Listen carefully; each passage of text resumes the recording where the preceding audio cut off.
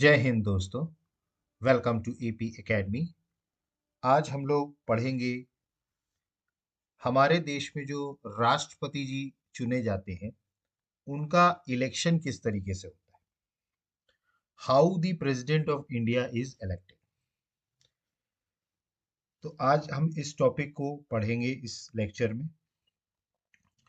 देखिए, हमारे देश में जो राष्ट्रपति चुने जाते हैं, ठीक है, उनका इलेक्शन इनडायरेक्ट होता है। इनडायरेक्ट इलेक्शन का मतलब ये होता है जिसमें डायरेक्टली जो पब्लिक है वो पार्टिसिपेट इलेक्शन में नहीं करती। इनडायरेक्ट इलेक्शन का मतलब ये होता है कि जिसमें जो आम जनता है वो डायरेक्ट पार्टिसिपेट नहीं करेगी, बल्कि इनका एक इलेक्टोरल कॉलेज बनेगा। इलेक्टोरल कॉलेज मतलब एक ऐसे सदस्य जो राष्ट्रपति के चुनाव में पार्टिसिपेट करते हैं। तो एक इलेक्टोरल कॉलेज बनेगा जो प्रेसिडेंट के इलेक्शन में पार्टिसिपेट करेगा। ठीक। अब चूंकि यहां पर पब्लिक डायरेक्ट इलेक्शन में पार्टिसिपेट नहीं कर रही, इसी कारण से इसको इनडायरेक्ट इलेक्शन कहा जाता है। ठीक। अब हमारा जो कॉन्स्टिट्यूशन में आर्टिकल नंबर 54 है, आर्टिकल नंबर 54, आर्टिकल्स भी याद रखिएगा। आर्टिकल नंबर 54 ये कहता है कि there shall be an electoral college, मतलब एक सदस्यों का समूह होगा जो राष्ट्रपति के चुनाव में पार्टिसिपेट करेगा। अब इस इलेक्टोरल कॉलेज में कौन कौन होता है। ये जो इलेक्टोरल कॉलेज है इसमें सबसे पहले तो होते हैं elected members of the parliament, संसद के चुने हुए सदस्य, सांसद, संसद के। अब देखिए, संसद में हमारे दो सदन हैं, एक है हमारा लोकसभा और एक है हमारा राज्यसभा। दो हाउसेस हैं, लोकसभा और राज्यसभा। तो संसद के दोनों सदनों के जो चुने हुए सदस्य होते हैं इलेक्टेड मेंबर्स। ठीक। देखिए, किसी भी सदन में दो तरीके के सदस्य होते हैं, एक होते हैं इलेक्टेड मेंबर्स और एक होते हैं नॉमिनेटेड मेंबर्स। नॉमिनेटेड मेंबर्स मतलब ऐसे मेंबर्स जिनको मनोनीत किया जाता है। ठीक, जिनको क्या किया जाता है, मनोनीत किया जाता है। तो दो तरीके के सदस्य होते हैं, एक जो चुन के आते हैं और दूसरे जो मनोनीत होते हैं।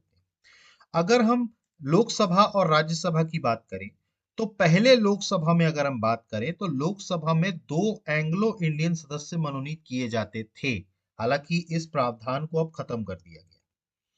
पहले जो होता था, दो सदस्य जो हैं मनोनीत एंग्लो इंडियन किए जाते थे, लेकिन अब इसको क्या कर दिया गया है, समाप्त कर दिया गया। अब एंग्लो इंडियन कोई सदस्य नहीं होता। लेकिन राज्यसभा में अगर हम बात करें तो आज भी 12 सदस्य मनोनीत किए जाते हैं। 12। राज्यसभा हम पढ़ेंगे तो उसमें देखेंगे कि 12 सदस्य जो हैं वो राज्यसभा से नॉमिनेट किए जाते हैं राज्यसभा के लिए। ठीक है। तो ये जो नॉमिनेटेड सदस्य होते हैं या जो मनोनीत सदस्य होते हैं, ये राष्ट्रपति के चुनाव में पार्टिसिपेट नहीं करते। सिर्फ जो चुने हुए सदस्य हैं सदन के, बस वही पार्टिसिपेट करेंगे, चाहे लोकसभा हो या राज्यसभा। तो एक तो ये हो गए।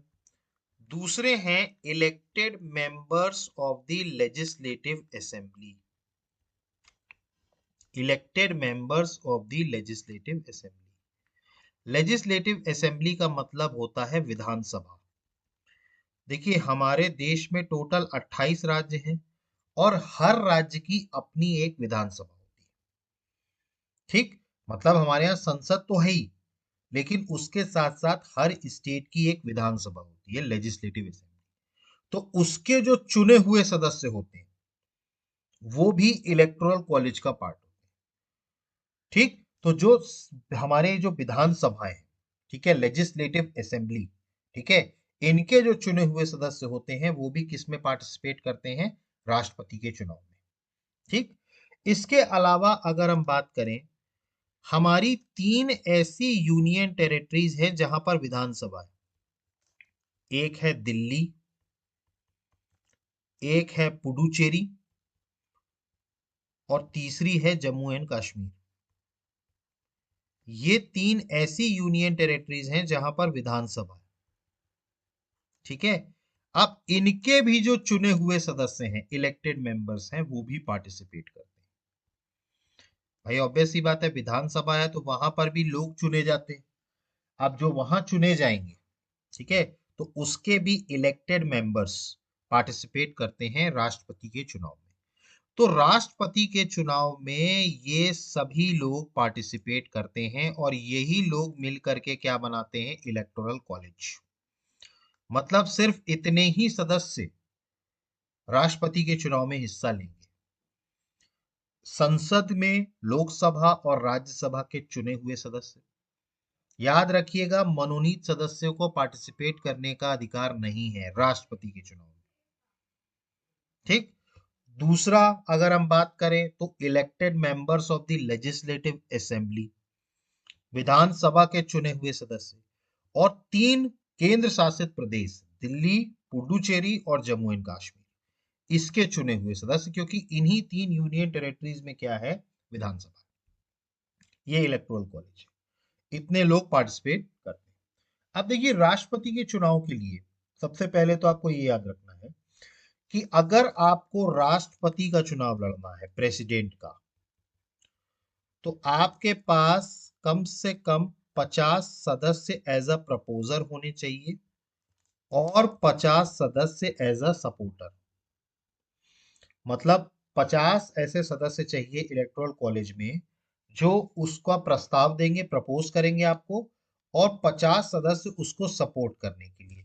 मतलब टोटल अगर हम बात करें तो टोटल 100 मेंबर्स का सपोर्ट आपको चाहिए अगर आपको राष्ट्रपति का चुनाव लड़ना है।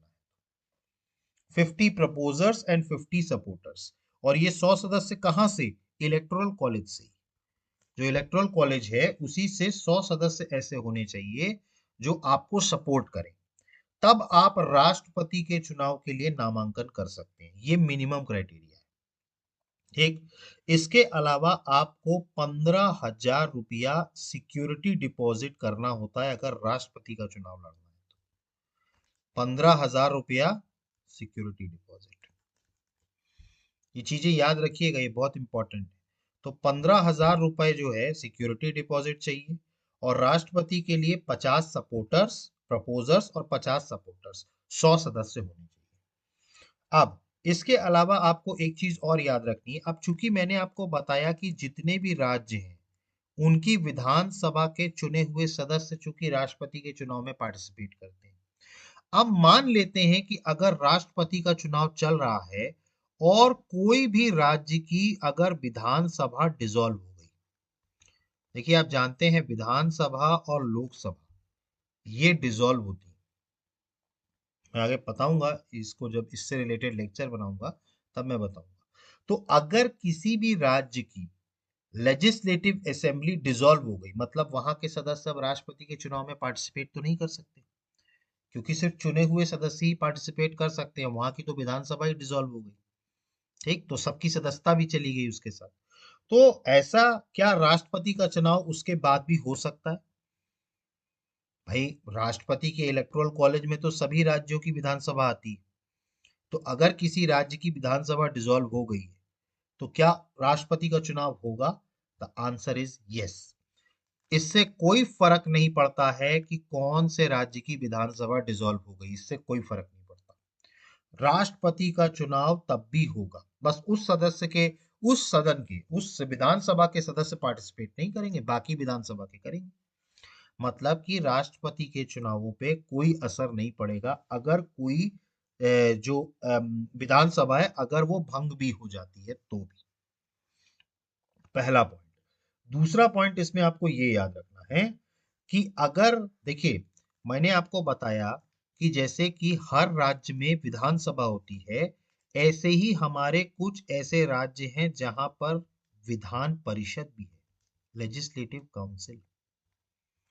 हमारे देश में टोटल 6 ऐसे राज्य हैं, ठीक है, जहां पर विधान परिषद भी है। ठीक है। तो आपको ये कमेंट बॉक्स में मेंशन करना है कि कौन से ऐसे 6 राज्य हैं जहां पर विधान परिषद भी है, विधानसभा के साथ।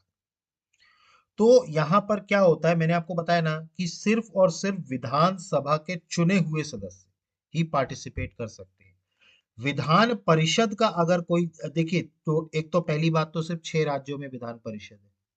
अब विधान परिषद का अगर कोई सदस्य है तो वो राष्ट्रपति के चुनाव में पार्टिसिपेट नहीं कर सकता, अगर वो विधान परिषद का सदस्य है।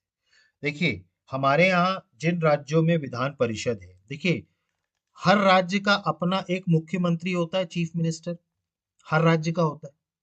ठीक है। अब हर राज्य का एक मुख्यमंत्री होता है, जाहिर सी बात है कि वो वहां की विधानसभा का सदस्य होगा, तभी तो वो मुख्यमंत्री बना। ठीक है, हमारे यहाँ मंत्री या मुख्यमंत्री या प्रधानमंत्री कोई नहीं बन सकता जब तक कि वो किसी भी सदन का सदस्य ना हो। अगर नहीं है तो भले ही वो प्रधानमंत्री या मुख्यमंत्री की शपथ ले लेगा, लेकिन 6 महीने के अंतराल में उसको चुनाव कहीं ना कहीं से लड़ना होगा, सदस्य बनना होगा। तो जो मुख्यमंत्री होते हैं, ठीक है, वो कई बार विधानसभा से ना आकर के विधान परिषद से आते हैं। कई कई ऐसे मुख्यमंत्री होते हैं जो विधानसभा का चुनाव नहीं लड़ते लेकिन विधान परिषद से आते हैं। जैसे अभी ताजा उदाहरण बात करें, बिहार के जो मुख्यमंत्री हैं नीतीश कुमार, बिहार के जो मुख्यमंत्री हैं नीतीश कुमार, ये विधान परिषद के सदस्य हैं, विधानसभा के नहीं। तो अगर मुख्यमंत्री विधान परिषद का सदस्य है, अब जैसे जानते हैं आप कि विधान परिषद का व्यक्ति किसी भी कीमत पर राष्ट्रपति के चुनाव में पार्टिसिपेट नहीं कर सकता। अब चूंकि मुख्यमंत्री खुद विधान परिषद के सदस्य हैं, तो इस कारण से उस केस में मुख्यमंत्री जो हैं वो राष्ट्रपति के चुनाव में पार्टिसिपेट नहीं कर सकते। तो इसीलिए नीतीश कुमार जो हैं वो कभी भी राष्ट्रपति के चुनाव में पार्टिसिपेट नहीं करते, भले ही वो मुख्यमंत्री हैं एक राज्य के, लेकिन वो राष्ट्रपति के चुनाव में पार्टिसिपेट नहीं कर सकते क्योंकि वो विधान परिषद के सदस्य हैं। समझ में आया आपको? तो ये 2 पॉइंट्स आपको समझ में आए। किसी भी सदन का अगर भंग हो भी जाता है कि कोई भी विधानसभा, तो उससे राष्ट्रपति के चुनाव पर कोई असर नहीं पड़ेगा। क्लियर हो रहा है? ठीक। अब देखिए इनका इलेक्शन किस तरीके से होता है। अब हम आते हैं इलेक्शन पर। अभी तक हमको ये समझ में आ गया कि इलेक्शन में पार्टिसिपेट कौन कौन करेगा, अभी तक हमारी ये चीज क्लियर हो गई। और अगर राष्ट्रपति का चुनाव लड़ना है तो कितने सपोर्टर आपको चाहिए। ठीक है, तो ये सब चीजें आपको क्लियर हो गई। अब इसके बाद हम देखते हैं कि भाई इलेक्शन होता किस तरीके से है राष्ट्रपति का, ये सबसे इंपॉर्टेंट है। ठीक। तो हमारा जो आर्टिकल नंबर 55 है, संविधान का आर्टिकल नंबर 55 है, ये बताता है what is the election procedure of the president, मतलब राष्ट्रपति का चुनाव होता कैसे है।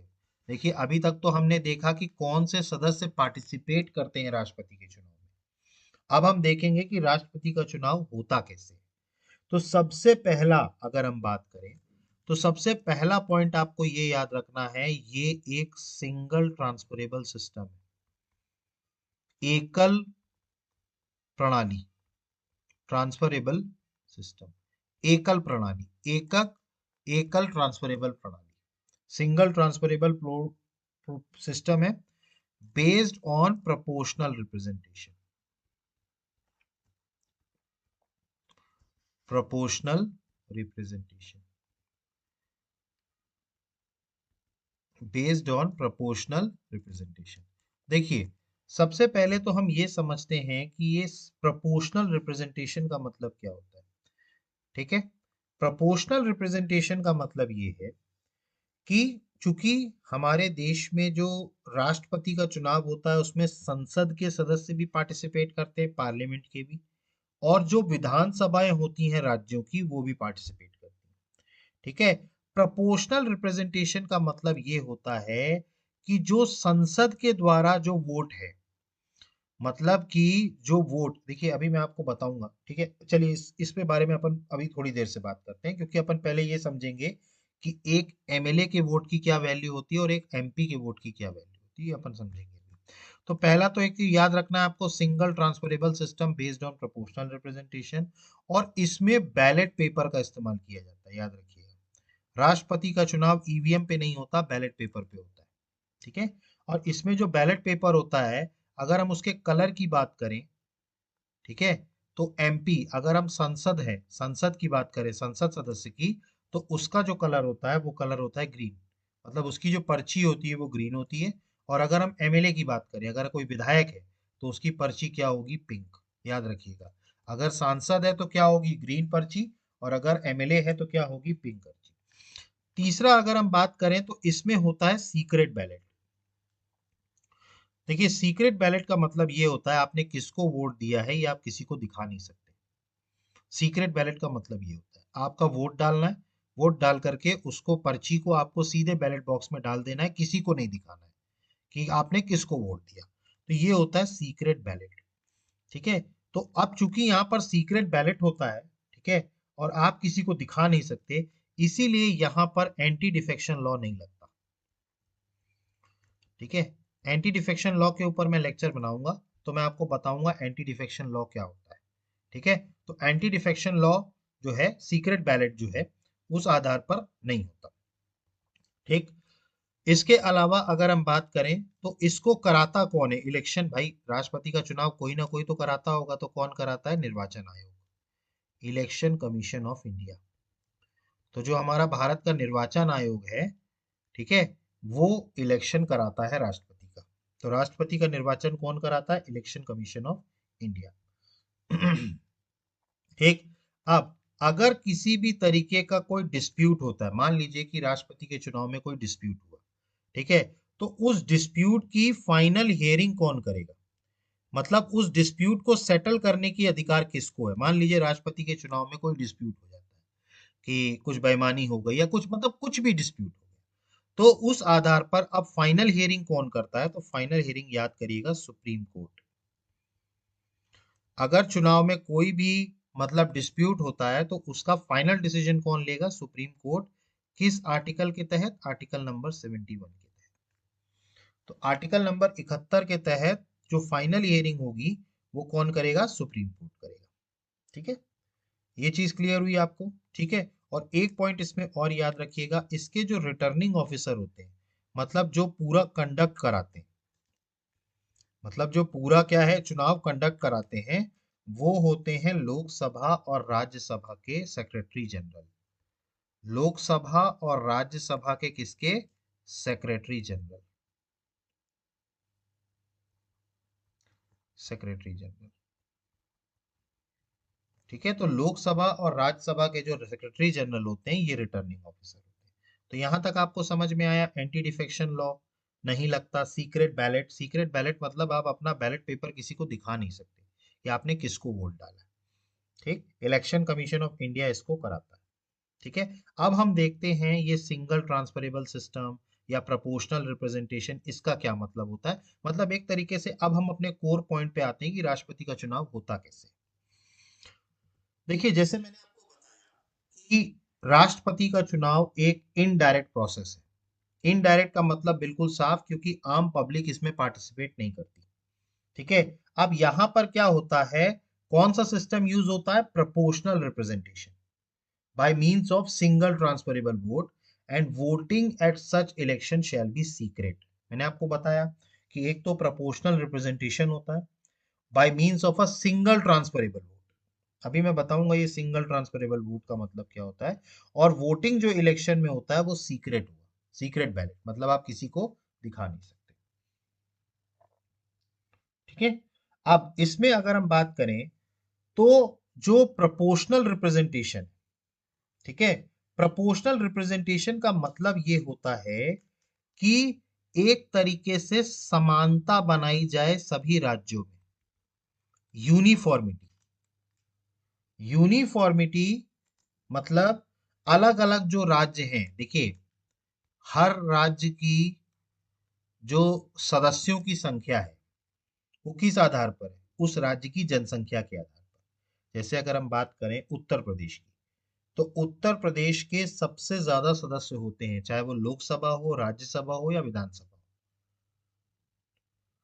इन कंपैरिजन टू अदर स्टेट्स की। क्यों? उसका कारण है वहां की जनसंख्या। चूंकि वहां की जनसंख्या जो है वो अन्य स्टेट से बहुत ज्यादा है, इसी कारण से वहां पर सदस्य भी होते हैं उस तरीके से। तो चूंकि अलग अलग राज्यों की अलग अलग पॉपुलेशन है, भाई हर एक अलग अलग राज्य की अलग अलग जनसंख्या है।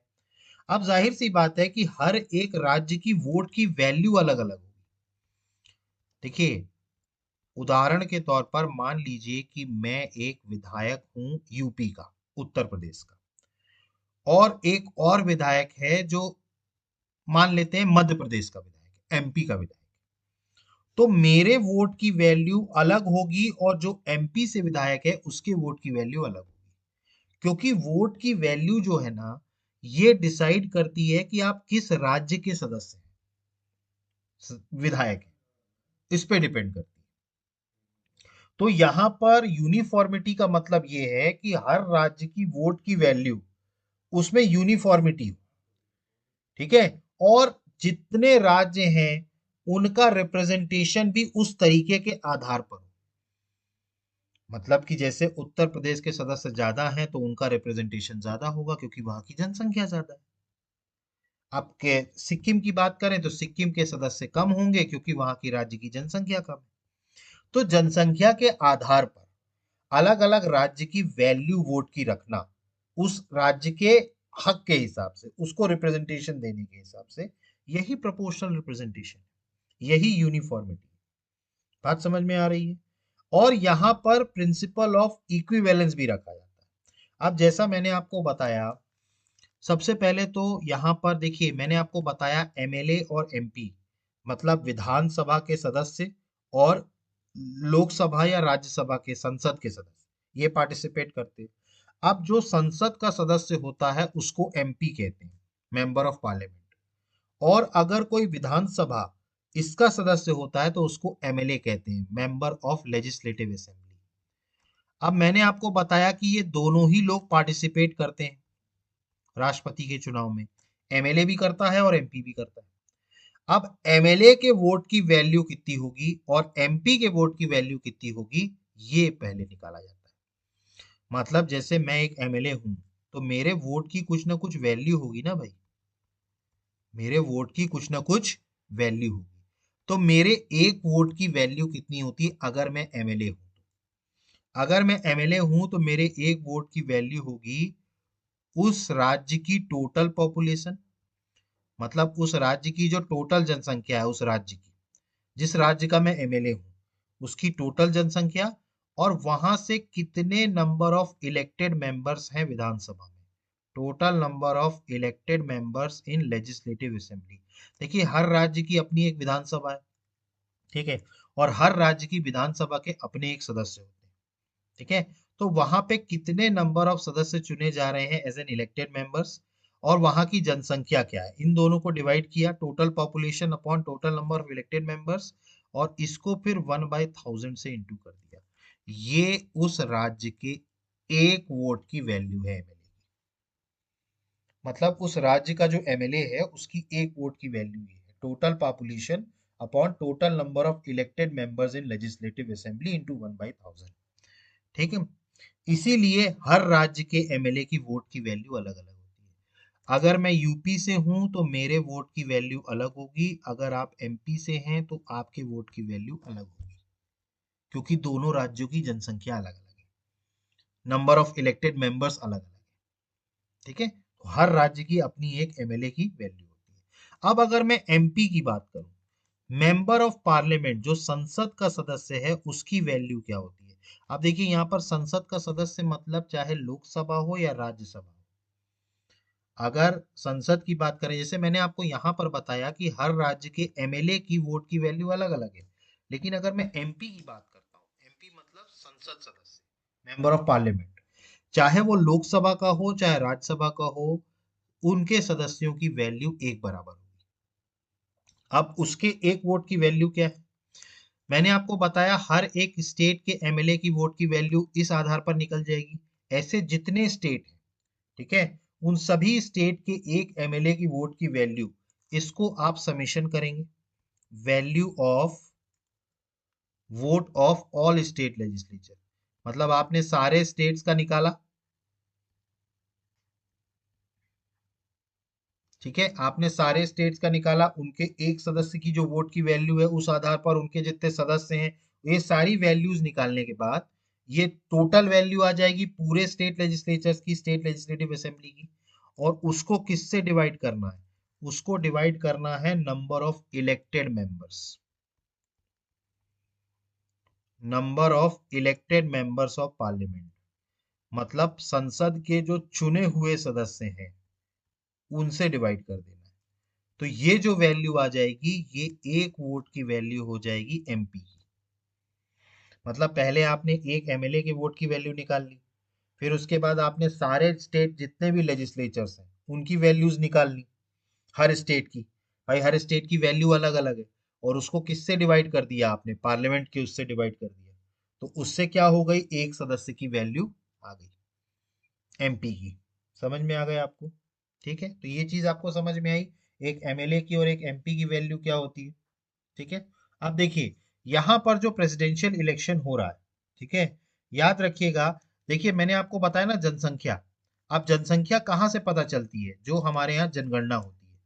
तो हमारे यहाँ अभी जो चल रहा है, अभी जो मतलब 2026 तक अगर मैं बात करूं, तो हम 1971 में जो जनगणना हुई थी उसी आधार पर अभी तक चल रहे हैं, क्योंकि इसको फ्रीज कर दिया गया था। देखिए, हर बार एक, आपने सुना होगा टर्म डीलिमिटेशन, इसके ऊपर भी मैं एक लेक्चर बनाऊंगा, डीलिमिटेशन के ऊपर। ठीक है। तो हर बार जब भी कभी जनगणना होती है ना, तो उस हिसाब से लोकसभा, राज्यसभा, विधानसभा, विधान परिषद के सदस्यों की संख्या बदलती है। ठीक है, जनसंख्या के आधार पर। ठीक है, तो ये 1971 की जनसंख्या के बाद इसको फ्रीज कर दिया गया। अब अभी तक जितनी भी लोकसभा की सीटें हैं या विधानसभा की सीटें हैं या राज्यसभा की सीटें हैं ना, वो 1971 के सेंसस के आधार पर चल रही है। ठीक है। अब ये फ्रीज कहां तक कर दिया गया है? 2026 तक। ठीक। तो इस आधार पर राष्ट्रपति का चुनाव भी किस आधार पर हो रहा है? 1971 की सेंसस के आधार। अब मैंने आपको बताया सिंगल ट्रांसफरेबल वोट सिस्टम। अब ये कैसे? देखिए, यहां पर क्या है, जैसे मान लेते हैं कि राष्ट्रपति के चुनाव के लिए दो लोग खड़े हो रहे हैं। राष्ट्रपति के चुनाव के लिए कितने लोग खड़े हो रहे हैं? दो लोग खड़े हो रहे हैं। एक है रमेश और एक है सुरेश। तो रमेश और सुरेश, उदाहरण दे रहा हूं मैं बस, दो लोग सदस्य खड़े हो रहे हैं। अब आप एमपी हैं या एमएलए हैं, आपको एक पर्ची मिलेगी, मैंने आपको बताया बैलेट पेपर मिलेगा। अब इस बैलेट पेपर में दोनों के नाम लिखे होंगे, रमेश के भी लिखा होगा और सुरेश का भी लिखा होगा। आप याद रखिए, राष्ट्रपति का चुनाव जितने लोग भी लड़ते हैं, उन सभी लोगों के नाम बैलेट पेपर में होते हैं। अब आपको प्रेफरेंस देना होता है यहाँ पे, ऑर्डर ऑफ प्रेफरेंस। जैसे कि मान लीजिए कि मैं रमेश को चाहता हूं कि वो राष्ट्रपति बने, मैं एक एमएलए हूं या एमपी हूं, मैं चाहता हूं रमेश राष्ट्रपति बने, तो मैं रमेश के आगे डाल दूंगा 1। मतलब मेरा फर्स्ट प्रेफरेंस किसको है? रमेश को। और आपको दूसरे सदस्य में, भले ही आप उसको चाहते नहीं है, लेकिन आपको उसको भी प्रेफरेंस देना पड़ेगा। मतलब अब यहाँ पे चूंकि दो ही सदस्य हैं, रमेश और सुरेश, तो मैं सुरेश को क्या दे दूंगा? 2। तो मेरा फर्स्ट ऑर्डर क्या है? मतलब मैं पहले किसको चाहता हूं? रमेश को चाहता हूं। और सेकंड ऑर्डर क्या है? सुरेश। ठीक। तो इस तरीके से आप बैलेट पेपर में वोट डालते हैं। आपको जो राष्ट्रपति चुनना है उसको फर्स्ट प्रेफरेंस, और उसके बाद जो आपको नहीं चुनना है या जो नाम उसमें से दिया हुआ है उसको सेकंड प्रेफरेंस। क्लियर? तो इस तरीके से क्या होगा? आपका वोट हो गया। ठीक है। अब देखिए, सिंगल ट्रांसफरेबल वोट सिस्टम का मतलब ये है, अगर आपको राष्ट्रपति चुने जाना है, तो total number of valid votes जितने भी पड़े, मतलब चाहे विधानसभा का हो, लोकसभा का हो, राज्यसभा का हो, जितने total number of valid votes पड़े हैं, उसको डिवाइडेड बाय 2 करना है और +1। ये याद रखिए, जब तक आपको इतनी संख्या नहीं मिल जाती तब तक आप राष्ट्रपति का चुनाव नहीं जीत सकते। Total number of valid votes, valid votes मतलब जितने वैलिड वोट की वैल्यू, एमएलए एमपी सब मिला करके वोट की value, total number of valid votes जो है, उसको जब आप 2 से डिवाइड करेंगे और +1 करेंगे, तभी क्या चुना जाता है? राष्ट्रपति चुना जाता है। समझ में आ रहा है? ठीक है, तो मतलब आपको एटलीस्ट मिनिमम 50% वोट चाहिए अगर आपको राष्ट्रपति बनना है। 50% से ज्यादा होना चाहिए, मोर देन 50%। ये मिनिमम कोटा है। समझ में आया? तो ये मिनिमम कोटा होता है। ठीक। अब देखिए मैंने आपको बताया किस तरीके से बैलेट पेपर्स में आप प्रेफरेंस डालते हैं। समझ में आ गया यहाँ तक? ठीक है, ऑर्डर ऑफ प्रेफरेंस समझ में आ गया। अब देखिए सबसे पहले जब काउंटिंग होती है ना, काउंटिंग, तो काउंटिंग में हमेशा जब ये, ठीक है, काउंटिंग जब होगी ना, तो हमेशा जो पहला फर्स्ट प्रेफरेंस है उसको सबसे पहले काउंट किया जाएगा। मतलब जैसे यहाँ पर रमेश और सुरेश खड़े हुए हैं, तो अब यहाँ पर ये काउंट किया जाएगा कि भाई रमेश को कितने फर्स्ट प्रेफरेंस मिले हैं और सुरेश को कितने फर्स्ट प्रेफरेंस मिले हैं। सबसे पहले काउंटिंग फर्स्ट प्रेफरेंस की जाएगी। ठीक है, ठीक। अब अगर इसमें दिख जाए कि रमेश या सुरेश में से फर्स्ट प्रेफरेंस वोट में अगर वो इस कोटा को पार कर जाते हैं, मतलब उनका राष्ट्रपति बन गए, वो जीत गए चुनाव। अगर उनका ये काउंटिंग में ही अगर वो ये कोटा पूरा कर लेते हैं, मैंने आपको बताया ना total number of valid votes divided by 2+1, अगर ये मिनिमम कोटा पूरा कर लेते हैं तो वो चुनाव जीत जाएंगे पहले अटेम्प्ट। ठीक है, फर्स्ट प्रेफरेंस। लेकिन अगर बाई चांस ऐसा हो जाए कि ये दोनों सदस्य नहीं पहुंच पाए इस कोटा तक, फिर क्या किया जाएगा? इन दोनों सदस्यों में से जिस भी सदस्य को फर्स्ट प्रेफरेंस वोट कम मिले, भाई ऑब्वियस सी बात है कि फर्स्ट प्रेफरेंस वोट किसी को तो कम मिला ही होगा, बराबर तो मिल नहीं सकते, किसी ना किसी को तो कम मिला होगा। ठीक है, तब फिर सेकंड राउंड की काउंटिंग होगी। तो जो कैंडिडेट जिसको फर्स्ट प्रेफरेंस वोट कम मिले, मिनिमम, इन दोनों में से मैं भी दो ही सदस्यों की बात कर रहा हूं, उनका जो सेकंड प्रेफरेंस वोट, भाई जाहिर सी बात है अगर मान लेते हैं रमेश को, मान लेते हैं 455 मिले फर्स्ट प्रेफरेंस वोट और सुरेश को मिले 400, तो जाहिर सी बात है फर्स्ट प्रेफरेंस वोट कम किसको मिले? सुरेश को मिले। क्लियर? तो इस तरीके से क्या होगा कि क्योंकि उसको फर्स्ट प्रेफरेंस वोट कम मिले, इसलिए उसके फर्स्ट प्रेफरेंस वोट में जाहिर सी बात है उसका सेकंड प्रेफरेंस क्या होगा? जिन्होंने सुरेश को फर्स्ट प्रेफरेंस दिया होगा उन्होंने सेकंड प्रेफरेंस किसको दिया होगा? रमेश को दिया होगा, क्योंकि किसी ना किसी को तो प्रेफरेंस देना ही है, ऑर्डर ऑफ प्रेफरेंस। तो उनके जो सेकंड प्रेफरेंस हैं वो रमेश के फर्स्ट प्रेफरेंस के रूप में काउंट हो जाएंगे। बात समझ में आ गई? मतलब कि देखिए सुरेश को जिन्होंने फर्स्ट प्रेफरेंस दिया, जाहिर सी बात है उन्होंने रमेश को सेकंड प्रेफरेंस दिया होगा, तो उनके अब चूंकि सुरेश को फर्स्ट प्रेफरेंस वोट कम मिले, तो जाहिर सी बात है कि उसका जो सेकंड प्रेफरेंस है वो रमेश को ट्रांसफर कर दिया जाएगा, और ये काम तब तक होता रहेगा जब तक ये कोटा पूरा नहीं हो जाता। ये काम तब तक चलेगा। मतलब रमेश के, सुरेश के जो सेकंड प्रेफरेंस वोट हैं वो किसको दे दिए जाएंगे as a first preference? Ramesh को, उनको एज अ काउंट कर लिया जाएगा फर्स्ट प्रेफरेंस। ठीक है, जब तक कैंडिडेट मिनिमम कोटा अचीव नहीं कर लेता तब तक वो ये प्रोसेस चलती रहेगी, और जैसे ही उसने ये कोटा अचीव कर लिया वो राष्ट्रपति बन जाएगा। ठीक है, तो ये था राष्ट्रपति के चुनाव का तरीका, हमारे देश में जो राष्ट्रपति का चुनाव होता है। समझ में आया आपको? ठीक, तो इस तरीके से हमारे देश में राष्ट्रपति का चुनाव होता है। क्लियर है? और कौन कौन से आर्टिकल राष्ट्रपति के चुनाव को लेकर के होते हैं वो भी याद रखना है। आर्टिकल नंबर 54 जो कि उनका इलेक्टोरल कॉलेज बताता है, और आर्टिकल नंबर 55 किस तरीके से चुनाव होते हैं, चुनाव इस तरीके से। समझ में आया आपको? ठीक, तो यहाँ पर आज ये हमारा टॉपिक कंप्लीट होता है। ठीक है, कल हम एक नया टॉपिक लेकर के आएंगे, एक नई चीज हम पढ़ेंगे रोज, इसमें एक नया नया टॉपिक हम लेकर के आएंगे। तो आई होप कि आपको सारी चीजें समझ में आ गई होंगी। इसके बाद भी अगर आपको कोई डाउट है तो प्लीज आप कमेंट बॉक्स में मेंशन कीजिए, और अगर आपको हमारा ये चैनल पसंद आ रहा है तो प्लीज हमारे चैनल को लाइक कीजिए, सब्सक्राइब कीजिए और मैक्सिमम से मैक्सिमम शेयर कीजिए। So guys, thank you, have a good day, जय हिंद, नमस्कार।